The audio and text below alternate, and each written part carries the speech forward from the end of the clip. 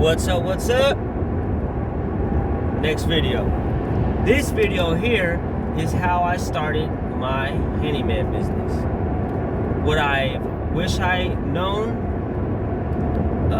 when I started it, I will give you that info so you won't make the same mistakes that I've made. So, if you are good with your hands, you have some experience in some trades, and you don't want to have a boss, and you want to create your own business and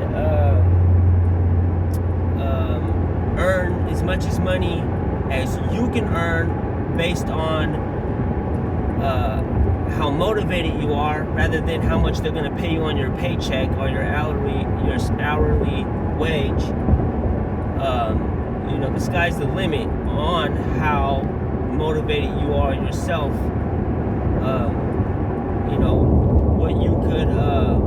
What you put out is what you're gonna get back out of the handyman business, right? So if you're into that, then handyman business is for you. And this is how I would start if I could restart over again, which I'm successful now, but I would have saved a lot of time, a lot of money, and probably would be more successful if I would have started out knowing everything that I know now. So I'm gonna pass it on to you. All right, so first thing is being very organized. So I would start off with getting, obviously, your business license, which you go to the county and it's only like $100. Once you get the business license, now you have your business number to go off of. Then I would get a business account. And once I got the business account, I would get the tax identification number. And you just go on the internet, Google, how do I get my tax identification number? And it'll send you straight to the website. You fill that out, you get the tax identification number. I would also open my own, to have the business have its own separate email, so it doesn't get mixed up with any of your personal stuff, because there's going to be a lot of customers and advertisement and all kinds of stuff on that email, and it's a lot easier if you have an email just for your business. Everything organized, you have everything in a portfolio. It'll make things a lot easier to get started. So once you got all that together, your business license, your business account, your email,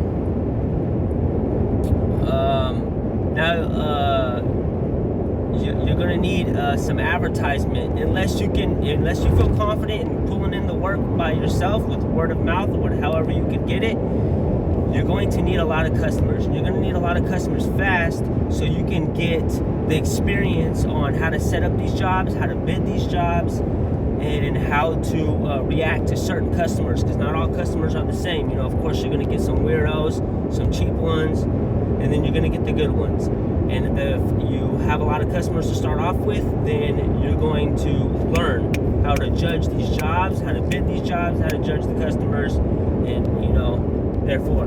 So you can get customers, of course, online.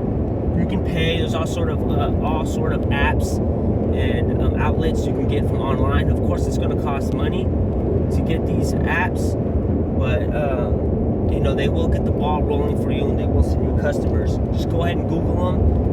They got Thumbtack, Home Advisors, Google. There's so many outlets you can go through.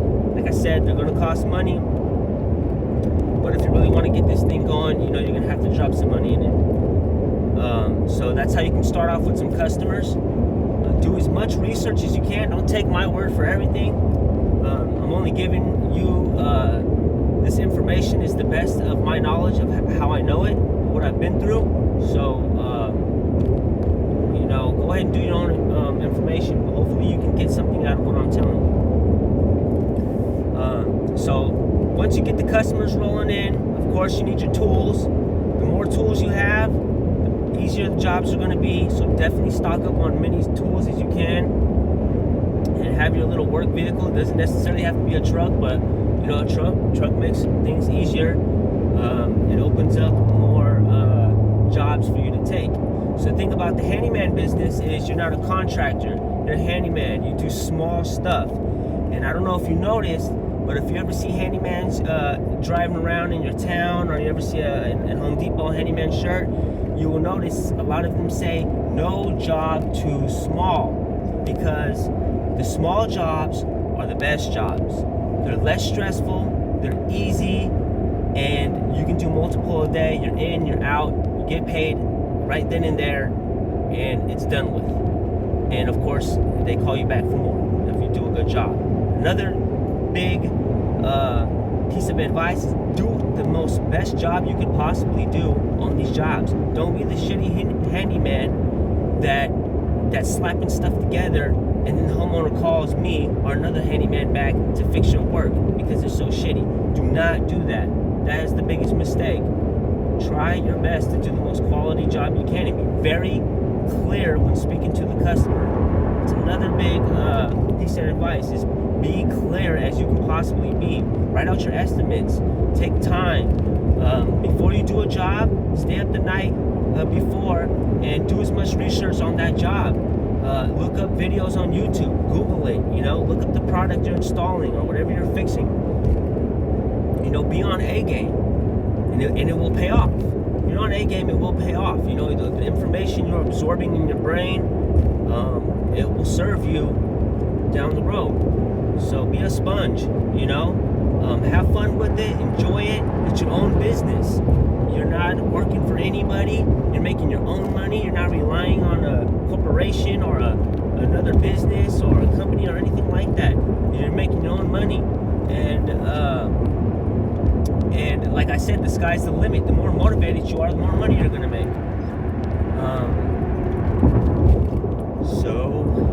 So I guess I can name off for the handyman stuff, right? Okay, so small jobs, the best jobs. A lot of your customers are going to be older people, women, older men, but you will get the young ones, because young people these days, it's too young, but like my age, young men these days, they can't use their hands. A lot of people don't do stuff themselves. They just pay someone else to do it. If it's something so simple as putting a doorknob on, or putting the tracks in the cabinet came out, or they're putting a new faucet. Small simple jobs. They're the best ones to do, and there's abundance of them, because contractors won't show up. No one gives these people the time of day to go show up to do a $150 job. So there's so many of those jobs out there. They come up so frequently. So that's where you come into play. You go do those jobs. Figure out how to bid the jobs too. That's another big mistake I was making. Probably the whole first year of business was I was underbidding jobs, and I didn't know how much to bid for such small jobs. Google it. You will find some information of how much people are charging for these small jobs, like a doorknob or a cabinet, or whatever it is. So when you go and bid your job, if you don't feel comfortable bidding it right then and there, tell them you'll get back to them with a price, later that night or the following day. So that gives you time to do your information and really look up that job before you place that bid, because underbidding jobs is horrible. It sucks. You're not getting the money you deserve or the money you want. So pay very close attention to how you bid your jobs. Being very organized, like I said, with the portfolio. Keep all your business separate, but also when you're setting up your, say you are getting the jobs. All of these jobs are rolling in. You're getting lots and lots of calls, and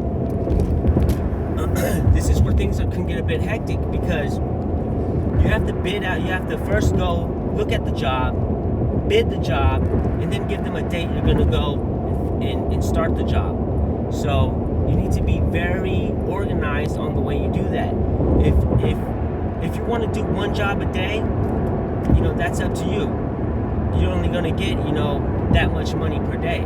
But if you want to do 2, 3, 4 jobs a day, then $200 a job, $100 a job, $300 a job, you could possibly be making $700 a day. That's all on the motivation that you have yourself. You know, how motivated you are to do that. And in order to line up multiple small jobs a day, you have to be very organized and be on A game on how you bid the job, how long the job's going to take. You don't want to bid 3 jobs in a day and you get stuck on the first job, and now you have to cancel the other 2 jobs because you're stuck on the first job. That's the biggest headache. You're looking bad. You're canceling on customers. They're not going to like that. They're probably not going to cancel on you for canceling on them. So be very, very clear when you bid a job and how long it's going to take you to do it. And if you're going to question that, and the job, your first job may take a bit longer than you think it is, don't bid other jobs that day, because now you're going to be one stressed out individual trying to rush this job that you're on to get to the next job. You can do a shitty job on the first job because you're trying to get to the next job. So look out for that. If you're going to try to do 2, 3, 4 jobs a day, be very, very careful that the first job or the second, or the jobs that you're doing before the other jobs won't take too long. If you can get that down to where you know it's only going to take you an amount of time and you can bounce from job to job, multiple jobs in a day, then you're going to make great money. I've done it. You know, I don't do it every day, but I've definitely done 2, 3, 4 jobs a day and came home with $1,000 in a day. You know, like I said, it's hard, it's not easy, but I've definitely done it. And I'm young. You know, I'm not the most experienced individual, and I'm not the greatest handyman out there. So, if I could do it, you could do it. I hope I got everything there. If not, I'm going to be making videos almost every day. So,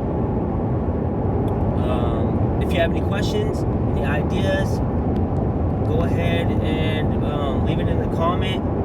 Subscribe to me. I'm going to be trying to give you guys as much information and possibly some entertainment as I can. Subscribe, and hopefully I can help you guys out in your journey of wherever you want to go. Thank you, and have a blessed day.